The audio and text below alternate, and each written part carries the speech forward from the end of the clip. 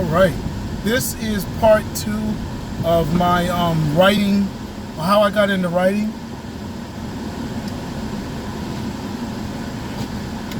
Man, I was at a book fair outside, which became 100-degree weather, and I have a tent, and man, I sweat. So I'm getting my electrolytes back while I'm riding home. Anyway, I sold some good books. Shout out to everybody that bought a book today. But anyway, I'm talking about how I got into writing.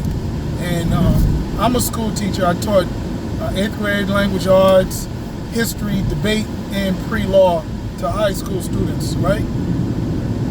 And when I was in 8th grade, part of where I kind of get my confidence from goes back to my 8th grade reading teacher, or 7th to 8th grade.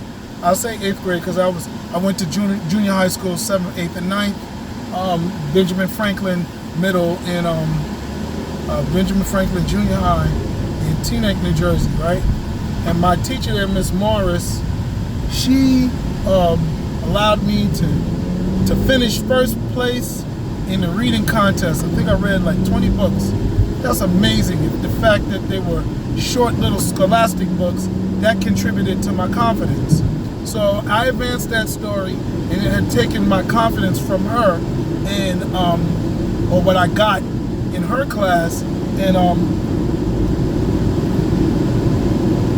I used it when I graduated. Well, not really graduated. My senior year in high school, in 1984, the Apollo Theater reopened. And my mother used to be a writer for our local black newspaper, so I got into writing from there. Now, this is part of the story that I told in my last blog, so I'm not really going to go into it. Anyway, I wrote up until I got to college, right?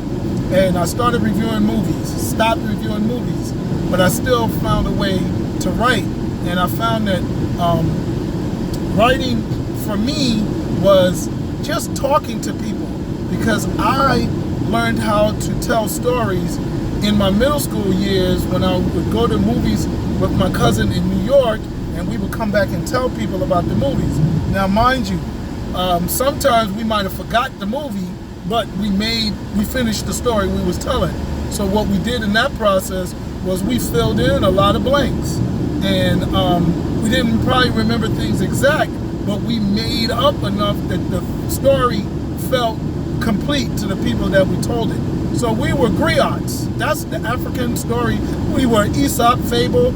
We were passing on a legacy of information verbally. So when I write, I go back to those early elements of being a storyteller to a group of friends. Now, how do I use that? Well, to me, I'm talking with my fingers into my computer or on my tablet when I'm writing a story. I don't feel like I'm talking to the computer, but I'm using the computer, using the notebook to talk to people through their eyes when they read my words, or if I do an audiobook, through their ears, they hear my voice. So that's how I tell my stories. And because I like to talk and tell stories, my stories, I can think of a long story. So now I may say, when he got there, he killed everybody, and then after he left, he went there. But pause, wait a minute. He killed everybody. How many people is everybody? How did he kill the first person? How did he kill the second person? How did that make him feel? How did it look? What was the sound? Could you hear the sound? Now I'm adding more detail to my stories, and those become micro elements. So many times when I write a story, I may run through the draft and just tell, he did this kick. I may describe a lot of things physically, or I may just, he got bruised up, but he got back up from this bruise, or he thought of this. It made him reflect. Then he recalculated after feeling that punch. You know what I'm saying? If you ever seen Sherlock Holmes with The guy who plays Iron Man, can't remember his name. I know that's sad because he's a big time actor. But in his Sherlock Holmes, he does a lot of calculations of his fights on screen before the character actually does the fight moves.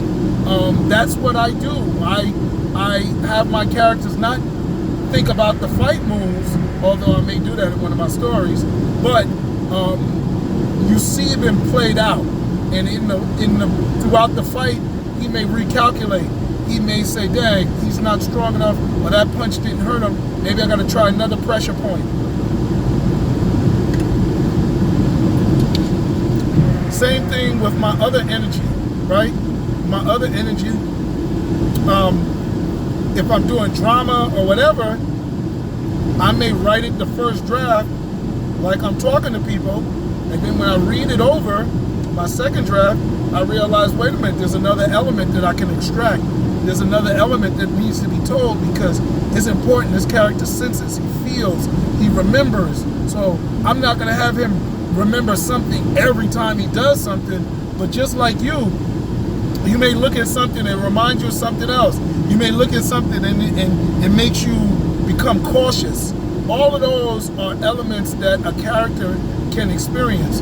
So for me, going back to how I became a writer, to answer my little cousin's question, I became a writer because I like to tell stories to people, and I learned and I use the medium of writing to be able to do it. And I just look at writing as really no different than talking to a group of people, talking to a friend. You know, if my friend is going to fall asleep from what I'm saying, then wait a minute, I need to change up what I'm saying. So the same thing with my story. If I start feeling like my friends will get bored, then I need to change it up. I was telling one of my friends that I take pictures of people who buy my books, and sometimes, like today, I'm in a regular book fair, and there's other genres that just don't necessarily respect sci-fi. Even after Black Panther, you know, especially black people, right? They feel that reading is something like all time should be used revolutionary.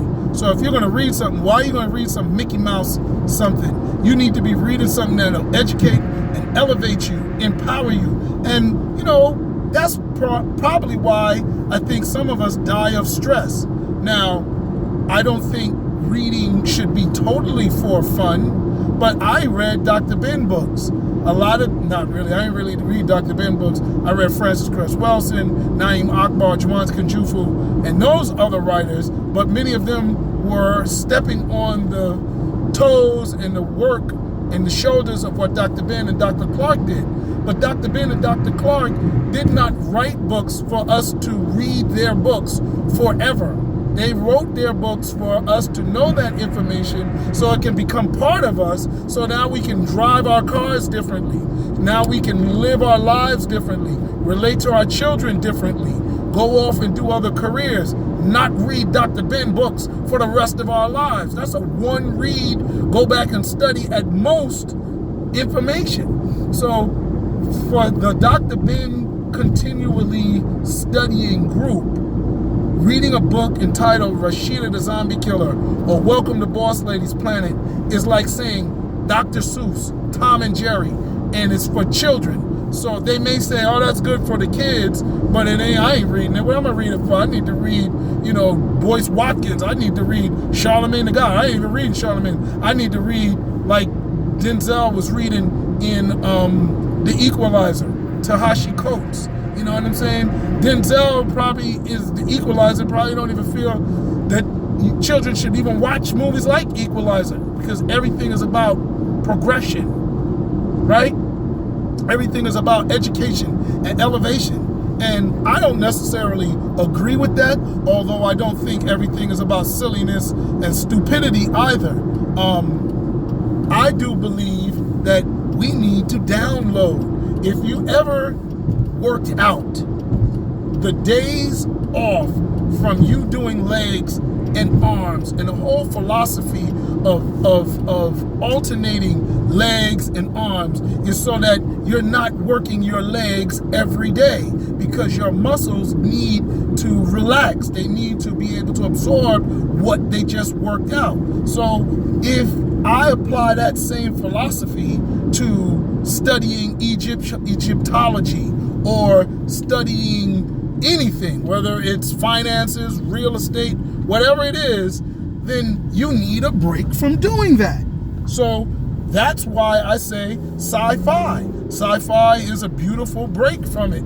It's not promoting any extra perversions to you. It may make you think, but it's going to make you think about the future. If it's Afrofuturism, if it's other forms of sci-fi, it may make you think of different types of applications or outplayed scenarios. All of those different things are part of what sci-fi can bring to you. Hell, we live in Trump world. For many people of color, it can become overwhelming. So to go to a book for 8 hours, 16 hours, 24 hours, however many hours it takes you to read that book, whether it's over a week, a day, a month, 6 months, however long, those moments that you're reading that book, if it's about an earthquake like Harlem Shake, my book, it takes you away from that world. And what it does is allow you to relax those muscles that you're using when you're studying Boyce Watkins, right? When you're reading Chancellor Williams, it lets you relax those muscles. So I'm not saying, yo, don't read Chancellor Williams. Why would I say that? Everybody needs to know what Dr. Frances Cress Welsing wrote. Joy Leary. Of course I know these readers. I'll go deep with whoever you throw at me. But I don't read that only. My library is diverse. So right now I'm reading Falcon, the black guy who started with Captain America, okay? And he's got a beautiful comic book. And I'm relaxing my muscle because it's going to grow. But anyway, when you read one of my books, that's what you're doing. So I'm in a book fair where I have people like that approaching tables and looking down. So I have to explain why sci-fi is sort of important. But hell, if you don't want to read it, then don't read it. But don't look down at it. You know what I'm saying? And I have to fight for respect. I don't read romance, but I feel it's important for some people. You know, my mother used to say everything in moderation. So if you don't, you reading Zane all day, yeah, that's a problem. You know, even if you read my books all day, maybe it's a problem. But if you're reading them as part of your relaxation, it may not be that big of a deal. Everything in moderation. So that's my rant. I think I went off subject, but I reached the 10 to 13 minute mark, and I kind of want to wrap it up. But I want to thank you. That's why I write. That's how I got into writing. All of the mechanics of it followed the will. I had the will and the desire to do it, so I learned how to do it. I learned how to write a sentence. I learned how to write a paragraph. I learned how to write a chapter. I learned how to outline a chapter. I learned how to outline a book, and thus I wrote a book. And then I hired editors. They fixed my grammar. They proofread it for me, told me this doesn't make sense. And then I went back and I wrote another book and did the same process over and over again. But anybody can do that. The desire to do it is what makes you do it. That's what gets it done. The how is easy. They got videos online. You can watch how to do anything. That don't mean you're going to go out and do it. The desire in you is what gets you to do it. The desire in you is what gets it done. So maybe this might be my best blog ever. I'm possibly feeling like I'm not even talking inside my car by myself. I actually feel like I'm talking to people. So I just want to thank you. Check me out, Jeff Carroll. I'm on Amazon. I have 2 movies I'm about to put up there, and my 3rd movie, The Death Pledge, is coming along nice. So if you visited my GoFundMe page, check it out. I'm a one-man thing right now. All right, thank you very much, and peace.